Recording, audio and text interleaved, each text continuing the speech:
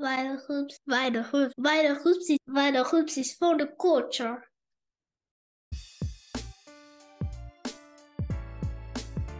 Peace, everybody. Welcome to the VITAL HOOPS Podcast. My name is Fernando Cardenas, aka International XB. I am your host. This is episode number 39, and I'm excited to be here today. It's been a tough couple of weeks for me personally because we started preseason. You know what I mean? We've been going hard, and I've been working as well on the side, so it's been some long days. Physically, I'm doing good. A little bit mentally drained because it's been a lot going on. On top of that, I'm working on moving and all that with the family. So, it's all good. It's all positive. But we've had here with my small little squad that I'm playing for now, we've had the opportunity, the luxury of having my main man, Pierre Jacobs of Train for Greatness here with us. And he has been really helping us out, helping out the program, helping out our squad, and it's been amazing. It's been a great couple of weeks. We've been working hard. We've already had 4 scrimmages against a variety of squads, and we won some, we lost some, but overall we're looking good. Our team is looking good. The coaching staff is happy, including my man Pierre, who is doing our preseason. With all that consists of strength and conditioning and all that. We've been out on the track, we've been indoors on the court, we've been doing all types of work in order to prepare for this upcoming season. And if you want to see that, actually you can go to my man's Instagram, go to the IG at Train for Greatness. Train the number 4 greatness, and you can see everything that's going on with our preseason. Also, you can check out the previous episode of Vital Hoops, which is episode 38. Pierre was on there. He kind of explained what we're going through briefly. But yeah, check him out on Instagram, and you can see all of the workouts, everything that we're doing, and somewhat of details that he explains on his Instagram page. I encourage you to check that out. But yeah, like I said, it's been a good preseason. I'm looking forward to this upcoming season. Yeah, that's that. I want to get into the FIBA World Cup. You know what I mean? There's been some very good games. And on the previous show, I spoke about, being excited to see South Sudan. And actually, they did good. They did very good. It was nice to see South Sudan out there hooping. Unfortunately, they didn't qualify to the next rounds, but they actually qualified. They qualified for the Olympics, for the 2024 Olympics. So they will be here in France for the Olympics. And that's dope. Congratulations to that whole squad, to the South Sudan squad, Luol Deng, and the whole team. I want to talk a little bit about the teams that have been dominating this World Cup. You definitely have Luka Doncic and Slovenia. They started off top of their group. They dominated at the beginning. You have Canada, who was at the top of their group as well. You got Serbia, Lithuania, Spain, of course, the United States. You got Germany, which has been actually very, very good. And the Dominican Republic, which is dope to see as well. They finished first in their group. And, Karl Anthony Towns, obviously hooping with the Dominican Republic, is dope to see. And there was a little rivalry game when the Dominican Republic played Puerto Rico. That was dope as well. Puerto Rico took that. But definitely Puerto Rico, South Sudan, and I would say Latvia have been some teams that have kind of surprised, that have been very good in this World Cup. But I want to talk a little bit about France, because they were expected to do very well. They were projected like top 5 teams in this World Cup, and they didn't make it on to the next round. They couldn't get out of their group. There's a lot of politics going on, right? Like one of their players signed a professional contract in Russia, and because of that, the French Basketball Federation didn't want to allow him to play for the team. A couple other things going on, but yeah, Nicolas Batum from the Clippers was actually mad during the interview, and he said how he doesn't want politics. And he said they need the best French team possible for the Olympics next year and all that. And I just wanted to say, like, look, we got to understand that everything is politics. You know what I mean? The fact that Nicolas Batum is rocking the French jersey, right? Big France on his chest, and it doesn't say Cameroon, that's politics, right? When the players win, big games in the Olympics or in the World Cup, and they wrap themselves up in the France flag and the United States flag and the British flags. You see a bunch of Africans wrapped up in these colonial flags. That's politics. Understand what I'm saying? Sports is extremely political. Everything is politics, but sports, you know what I mean? And at an international level, is definitely politics. When a lot of these athletes have huge followings and huge platforms to express themselves, to speak on what's going on today, and they choose to shut the fuck up, that's politics as well. You understand what I'm saying? And I'm not one of those people who believe that, our athletes should be our role model and all that, and they should be extremely political. It's not for everybody. You understand what I'm saying? But I personally believe that, athletes, entertainers, all of them, they have a certain responsibility, especially when they have a huge following. You know what I'm saying? Because the truth is that the youth is following them. The youth is checking to see what they're doing, is checking to see what they're saying. You understand what I'm saying? So they should have at the least sufficient amount of knowledge to either redirect the people to, political leaders, political organizations, you know what I mean? Or they should have enough to speak at least a little bit on it. You know what I'm saying? I'm not saying everybody has to do the Colin Kaepernick, everybody has to be Mahmoud Abdul-Rauf, but they should, have some kind of knowledge on what's going on today because it is their responsibility. So I just wanted to touch on that real quick. Nothing against Batum personally, it's for all athletes in general, really. But yeah, going back to the World Cup real quick, it's been some great games. I encourage everyone to check it out. It's still going on. I believe the finals will be this upcoming September 10th. So it'll be interesting to see who is the new basketball world champion. And speaking of world champions, Noah Lyles, right? Noah Lyles, for those of you who don't know, is a sprinter from the United States who is now world champion, right? But when interviewed, this brother said that, he has a problem with the NBA because when the NBA players win the championship, it says world champions on their hat, on their shirts. And so Noah Lyles was asking, champions of what? World champions of what? He said, world champions of what? The United States? Like saying like the United States is not the world, right? And so everybody attacked him. All the NBA players got mad, offended. You know what I'm saying? They took it mad personal. NBA players started tweeting, this guy's crazy, blah, blah, blah. Like, yo, first of all, he's right. The United States is not the world. You know what I mean? That's the first thing. Technically, he's right too. It is not the world championship. That's why you do have the world championship, which is what's being played right now.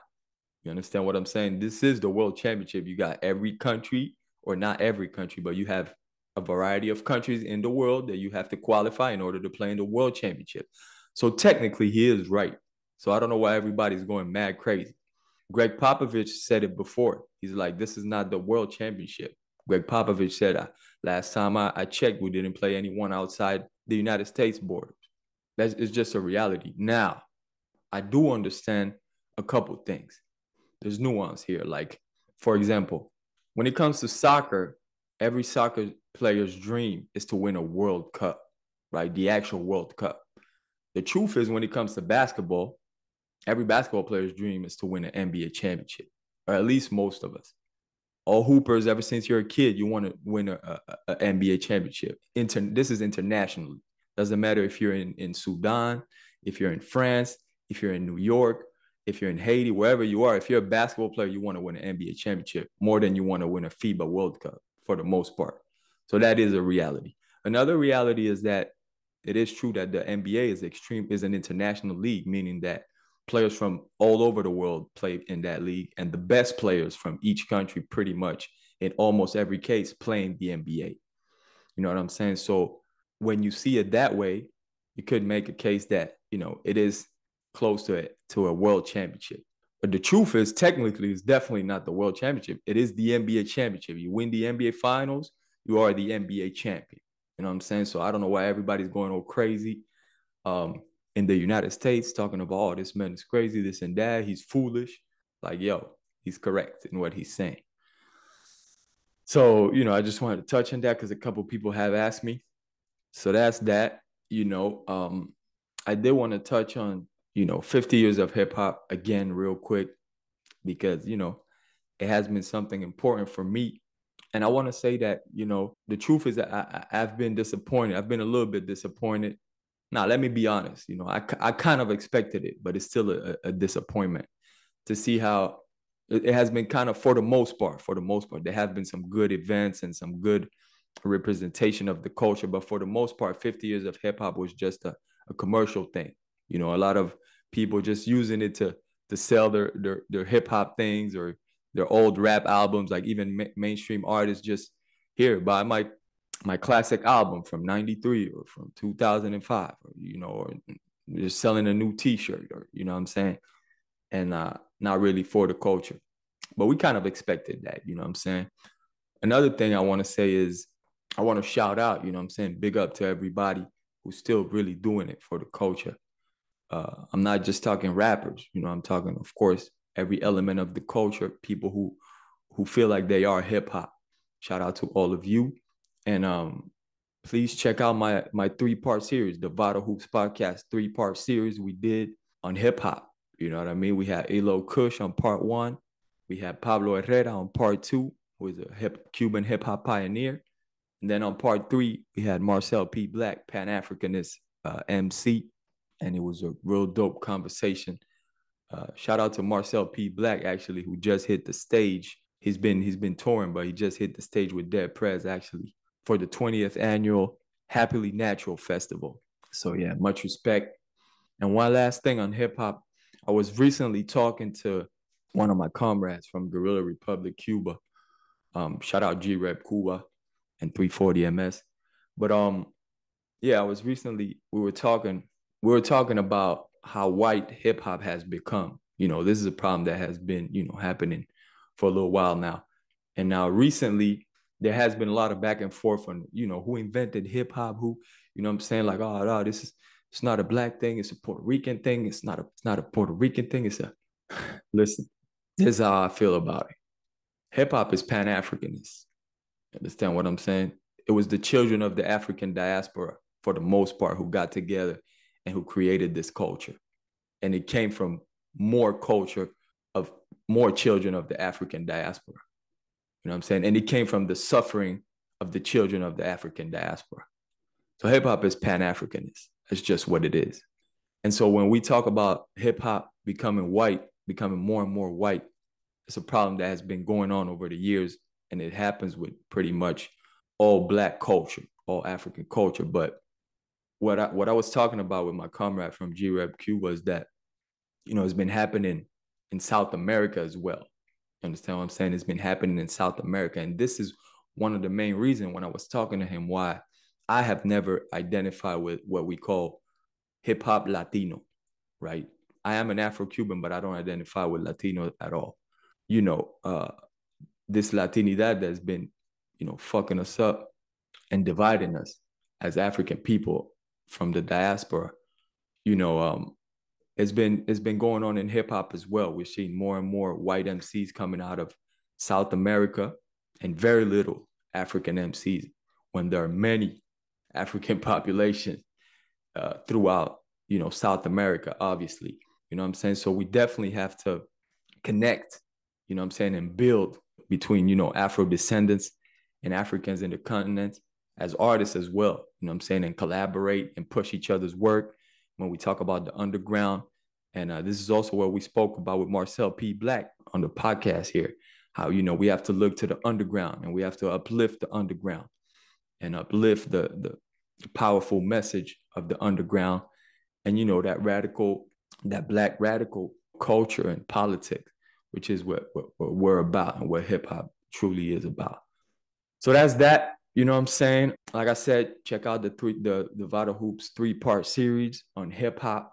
And before I go, real quick, I want to talk about what's going on in Africa right now.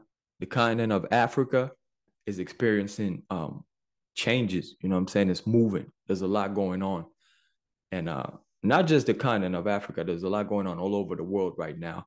And, since there's so much oppression going on in the world, things are shifting or things are moving, and there's a lot of negative energy, I want to say. But to get back to Africa, there have been a few coups d'etats, right? Military coups d'etats in Burkina Faso, Mali, Guinea, Chad, Sudan, Niger, and now most recently, Gabon.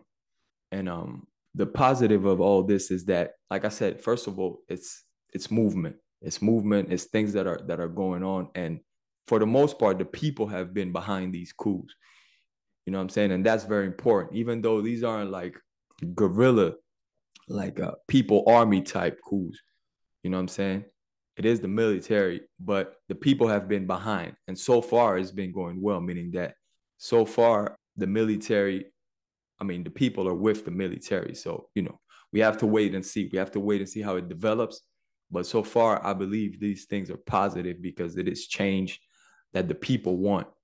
And so it's important. It's important that there is movement, and it shows that the people are willing to mobilize and that they want change. Another positive aspect of all this is that there has been very little to no violence in these coups. And that's important. That's positive, because we have seen in the past bloodbaths, you know what I'm saying? And so, we never want to see that. So that's another positive point. Very little violence. So yeah, colonization and neo-colonization and imperialism has to stop. You know what I'm saying? It has to stop. There's no other way around it. So things are gonna go down. It's gonna continue to happen. And we as African people in the diaspora, we have to support our brothers and sisters. We have to be informed. We have to see what's going on, right? We have to, join organizations, do what we can to be there in solidarity with our brothers and sisters, because believe it or not, this affects us directly as African people, as Afro descendants, right? Because the world is all linked. The world is all connected. You know what I'm saying? So I always say this, but I believe it's so important. We have to keep an eye on that. We have to see what's going on. We have to stay informed. We have to get involved, and we have to be in solidarity with our brothers and sisters on the ground. Always in solidarity with the people, not with the army, not with the government. You understand what I'm saying? But since the people on the ground, as of now, is backing up the army, they are in favor of what's going on, then we can believe as of now it is positive, and we have to be in solidarity with it and with the people. Make sure you stay informed on that. And if you want some information, a little bit of information on Pan-Africanism and the connection between ourselves, between African people on the continent, in the diaspora, Africans and Afro descendants and all that, check out episode number 22 of the Vital Hoops Podcast, featuring Amzat Bukari Yabara, who is the president of the Pan-African League Umoja. And check out that episode, Africa for Africans. Shout out to the LPU, to the Pan-African League Umoja. This is it for episode number 39. I do have a very nice show planned for episode number 40, so please stay tuned. Please follow us.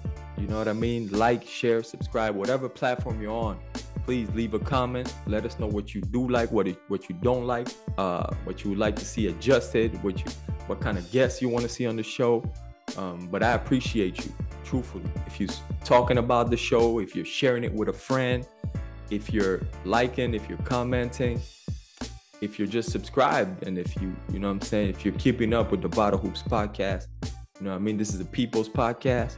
You can check us out, vitalhoops.net. Check us out on social media at Vital Hoops Podcast, at Vital Hoops Pod on Twitter. Like I said, stay tuned. Hit us up, vitalhoopspodcast@gmail.com. And we're going to keep doing it for the culture. We out. Peace.